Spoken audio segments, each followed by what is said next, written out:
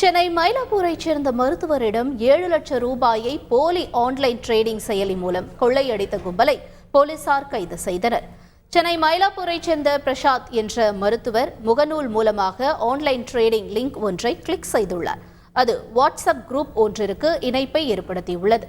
அதில் ஆன்லைன் மூலமாக ட்ரேடிங் செய்து பலரும் லாபம் கிடைத்தது போன்ற குறுஞ்செய்திகள் வந்துள்ளன. இதனை நம்பி மருத்துவர் பிரசாத் பெரிய அளவிலான முதலீடுகளை செய்து அதிக லாபம் பார்க்கலாம் என்ற ஆசையில் 7 லட்சம் ரூபாய் வரை முதலீடு செய்துள்ளார்.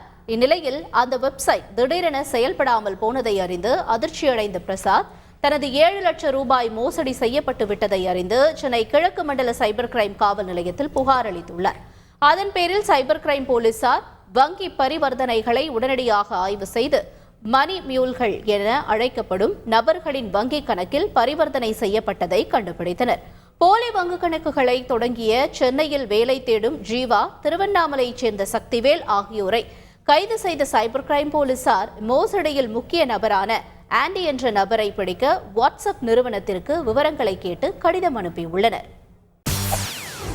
செய்திகளை உடனுக்குடன் தெரிந்து கொள்ள உடனே சப்ஸ்கிரைப் பண்ணுங்க.